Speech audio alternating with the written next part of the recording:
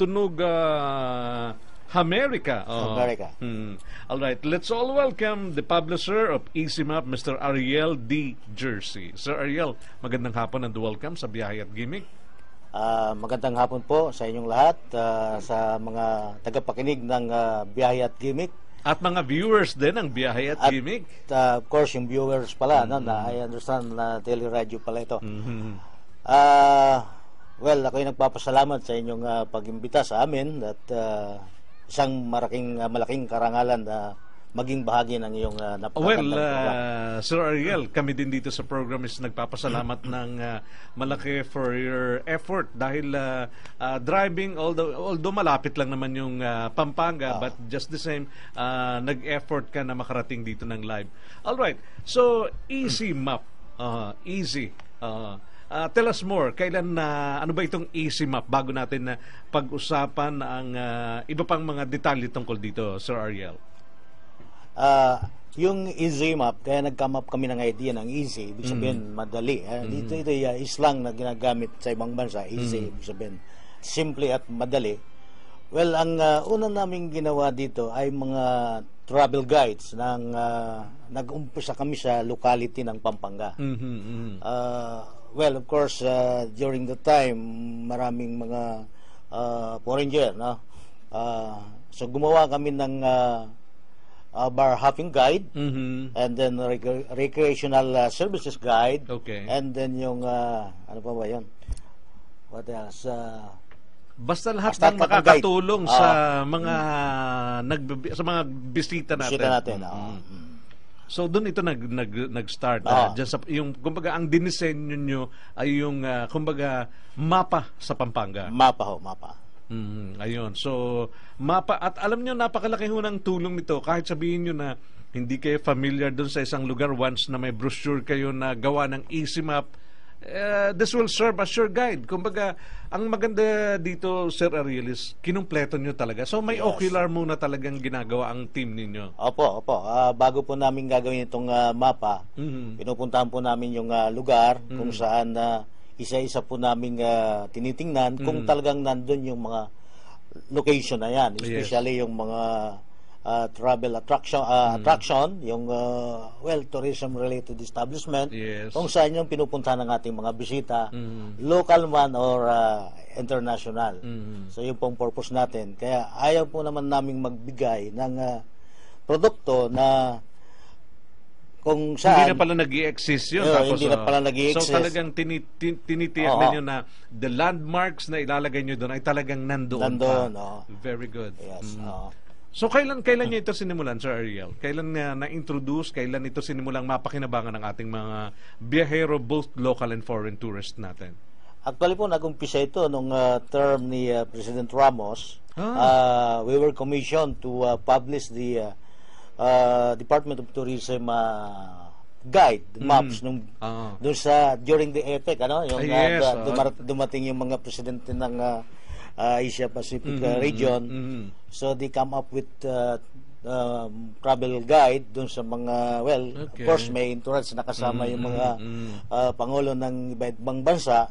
Yun ang pinamigay nila. During the time, talagang, hindi pa tayo masyado familiar talaga sa map, sa talagang comprehensive mapping. Pinag-aralan po nating mabuti, pumunta tayo sa mga different agencies, nag-aral tayo ng talagang tungkol sa mapping talaga. I even went to yung NAMRIA, yung kanang government agency natin. So, little by little medyo natutunan natin. So, kumbaga yung baptism of fire pala matindi-tindi kasi foreign delegates yung mga bisita natin doon, plus their mga aides at kung sino-sino pa. So, parang nakatulong kayo to introduce the Philippines sa kanila. Although, dito lang naman ang venue nung that's APEC Summit. Alright. So, Easy Map. Kasi talagang may mapa. Kumbaga, may mapa ho talaga. Bukod dun sa destination. Like, ang hawak ko ho ay Mindanao. Alright. Mindanao ho ito. Pero, dito ho, ano bang mga pwede nyong puntahan sa Mindanao? Kompleto ho. Ay complete information na makakatulong ho that will serve you as a guide, talagang even telephone numbers, sir, sinama yun talaga. Opo. Yun po ang gusto nating ilagay lahat yan para matulungan po natin ang bisitang pumupunta sa ibang lugar na hindi pa niya kabisado yung area na yon. For example, saan ba dito yung City Hall? If you're a businessman, gusto mong makipag-usap sa local authority, nandun po sa mapa, nilalagay po natin yan. Ngayon, saan ba yung mga hotels? Nilalagay din po natin yan. Saan masarap kumain dito? All the details you need, from telephone numbers, address of any business establishments na gusto ho ninyong punta, name it, at nandito ho sa EasyMap po yun. Kaya napakaganda nito. And this is both beneficial for, not only for DOT, even to our local government, Sir Ariel, dahil, di ba, ito ay makakatulong sa kanila dahil hindi naman lahat ay may access sa internet. Pero kung mayroon kang hawak na EasyMap, tama po. Kahit pagdating mo na lang doon sa lugar na may internet, doon ka na lang. Pero this is enough guide for the meantime while naghahanap ka ng access sa internet, di po ba? Opo. Kasi yun nga, merong mga bagong gadget ngayon, modern technology, yung GPS, kahit yung mga cellphone natin, meron ng mga map na yan. Pero yun nga ay hindi updated yan. And then of course, pag nasa mundo ka, ay wala pong signal yung cellphone natin. So hindi natin madadownload yung mga map samantalang yan. kung meron kang EasyMap, ayan, nandiyan na po lahat. Alright. So kanina, bago tayo mag-start, Sir Ariel, almost all the regions ng Philippines ay merong brochure na ginawa ang EasyMap. Opo. Pero maliban dito, ano pa yung mga serbisyo? Kasi ito ay pang-gobyerno, like I company owner, ano yun man yung pwede rin ba pwede rin ba sila magpa-customize halimbawa ng mga kung ano yung line nila na kinabibilangan, Sir Ariel? Yes, sir. Mayroon po tayong tinatawag na digital mapping kung saan malalaking wall maps ang ginagawa natin. For example, yung pong LBC, Nestle Philippines, nagpapagawa po sa atin ng malalaking mapa. Yung nilalagay sa boardroom nila. Siguro po, ginagamit nila ito sa kanilang planning. Yes. So, isa po sa mga serbisyong ginagawa natin yan. And of course, yung mga private company, resort, na gustong magpagawa ng kanilang collaterals, material for promotion, ginagawa din po natin yan. And then, sa mga local government naman, gumagawa rin po tayo ng GIS planning, kung saan ginaguide po natin, tinuturuan po natin yung kanilang staff para sila na mismo ang gagawa, tinitraining natin ng kanilang own mapping GIS system.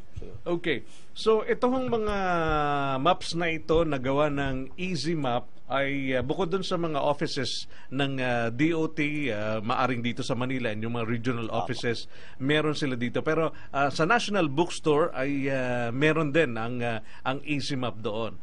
Mayroon po, sir. Hindi lang po sa National Bookstore, lahat po ng educational supply, lahat ng even the hotels, mga major hotels, restaurant, travel agencies, meron po tayo niyan. Oo, kasi nga doon sa mga lobby nila, diba? Yes. Reading materials, and at the same time guide na nga ng mga ang galing ng magaling na kasi nga handy. Opo. Oo. Maganda yung kumbaga by just watching diba, matutuwa ho kayo at maganda yung pagkaka-fold. Bagamat malaki ho siya, napapanood ho ninyo, pero ho siya, natutupi natin siya ng very handy. Yes.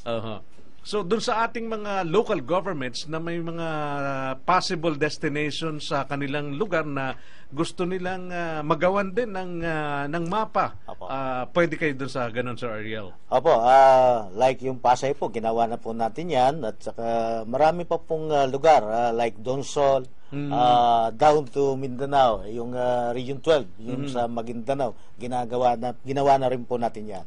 Samar, Leyte. So, we're commissioned by the local government. Mga kabalen, di ba? Yung ating hot air balloon diyan ay di ba? Ginawan mo rin sila ng Well, mayroon din po yan na part po ng Clark and Angeles City. And then of course Central Luzon. Kaibigan natin yung regional director dyan, si paring Ronnie. Ay, kumusta sir?